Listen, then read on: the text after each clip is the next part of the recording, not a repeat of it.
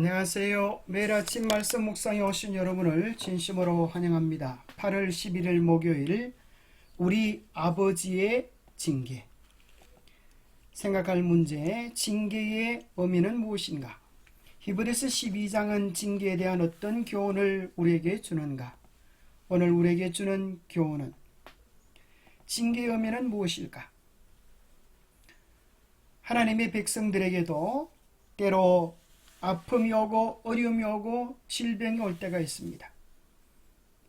그럴 때 아픈 것도 힘이 드는데 어떤 사람은 거기에다가 하나님이 너를 버리셨다, 회개하라, 그렇게 이야기하는 사람도 있습니다.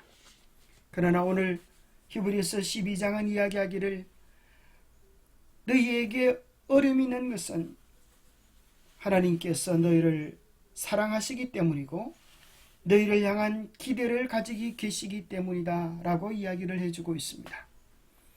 또 아들들에게 권면하는 것 같이 너희에게 권면하신 말씀도 잊었도다.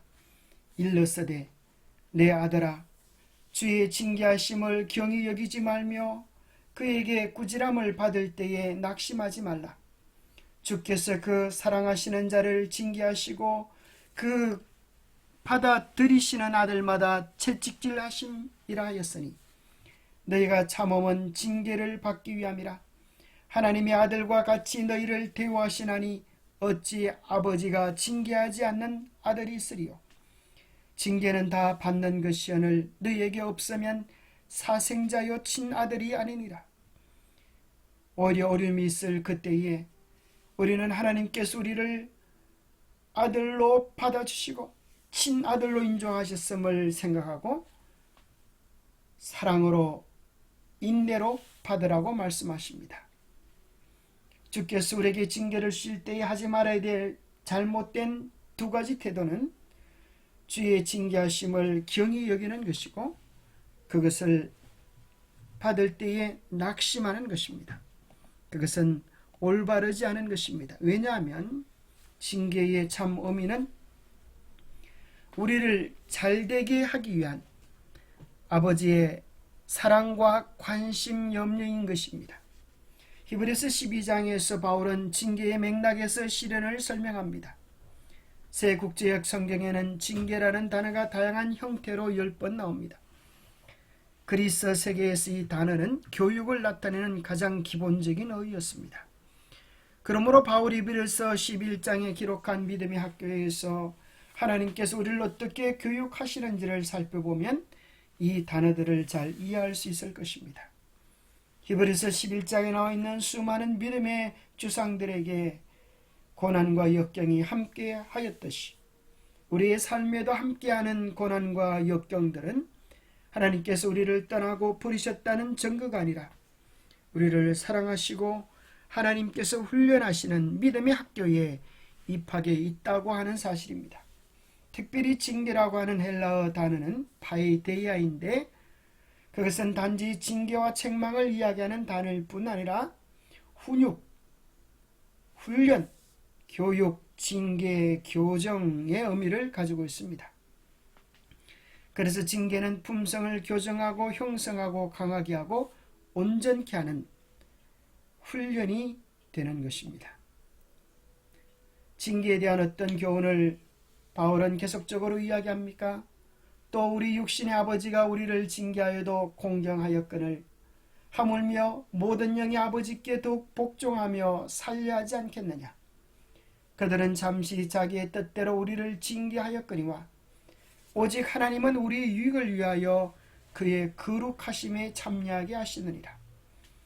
무릇 징계가 당시에는 즐거워 보이지 않고 슬퍼 보이나 후에 그로 말미암아 연단 받은 자들은 의와 평강의 열매를 맺느니라. 그러므로 피곤한 손과 연약한 무릎을 일으켜 세우고 너희 발을 위하여 곧은 길을 만들어 저는 다리로 하여금 어그러지지 않고 고침을 받게 하라. 징계에 대한 하나님의 이유와 목적은 무엇입니까? 오늘 교과에는 세 가지 질문을 우리에게 던져줍니다. 징계의 이유는 무엇인가? 징계에 대해 우리는 어떻게 반응해야 할까? 징계의 목적은 무엇인가? 징계의 이유는 아들을 권하여 바르게 살도록 하는 아버지의 사랑입니다. 주께서 그 사랑하시는 자를 징계하시고 받아들이시는 아들마다 채찍질하신다고 했습니다. 그래서 징계는 사랑하시기 때문에, 받아들이기 때문에, 하늘 보석으로 쓰여질, 궁전에 쓰여질 보석이기 때문에 정을 가하는 것입니다. 징계에 대하여 우리는 어떻게 해야 할까요? 하지 말아야 될 것은 징계를 경하게 여기는 것이고, 또 하나는 낙심하는 것입니다. 두 가지 태도는 잘못된 것입니다. 인내로 반응해야 합니다. 그 속에는 아버지의 사랑, 아버지의 더 뼈아픈, 가슴 아픈 교훈들을 깨달아 알아야 하는 것입니다. 징계의 목적은 잠시 자기의 뜻대로 우리를 징계하였거니와 오직 하나님은 우리의 유익을 위하여 그의 거룩하심에 참여하게 하시느니라. 징계의 목적은 우리의 유익을 위한 데 있습니다. 그리하여 하나님의 거룩하심에 참여할 특권을 우리에게 주시는 것입니다. 징계가 당시에는 즐거워 보이지 않고 슬퍼 보이나 후에 그로 말미암아 연단받은 자들은 의와 평강의 열매를 맺느니라. 징계를 통하여 우리는 더 정결해지고 하나님께서 보실 하나님의 형상이 아로새겨진 아름다운 정금으로 나올 것이고, 우리는 많은 징계들을 통하여 어떤 처지와 형편에서도 잘 줄 알면서 마음의 평화를 잃어버리지 않는 평강과 평화의 열매를 맺게 될 것입니다. 영감의 교훈입니다. 쌀알인 징계를 통해 승리자가 됨. 영생을 얻는 데는 노력이 든다. 끈질긴 노력과 쌀알인 징계와 단호한 싸움을 통해서만 우리는 승리자가 될 수 있다. 그러나 시험의 광야에서 우리를 위하여 승리하신 정복자의 이름을 힘입어 그분께서 정복하신 것처럼 우리가 인내와 단호함으로 정복하게 된다면 우리는 영원한 상급을 받게 될 것이다. 우리는 믿음의 선한 싸움을 싸우고 있는 것입니다. 아무도 이 땅을 어려움 없이 싸움이 없이 통과할 수 없습니다. 믿음과 인내로 감당하는 자들은 하늘의 증거 같은 부하로 인정받게 될 것이고, 낙담하며 절망하며 포기하는 자는 버림받은 자가 될 것입니다. 우리는 징계 속에 있는 하나님의 계획과 하나님의 사랑과 하나님의 인도하심을 바라볼 수 있어야겠습니다.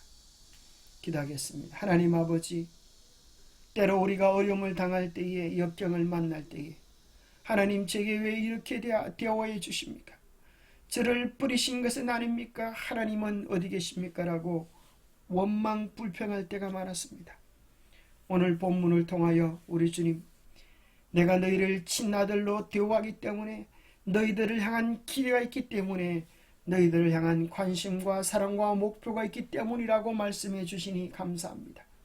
이제 우리가 받는 모든 징계를 주님의 사랑으로 받게 하여 주시옵소서.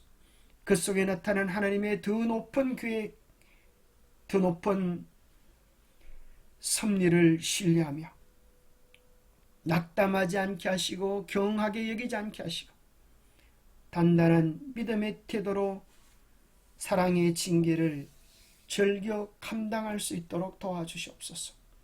그리하여 하나님께서 마련해 놓으신 그 불구덩이를 통과할 때 정금 같은 백성들로 준비될 수 있도록 은혜를 다하여 주시옵기를 우리 주 예수 그리스도 이름 어지하여 간절히 간구하옵나이다.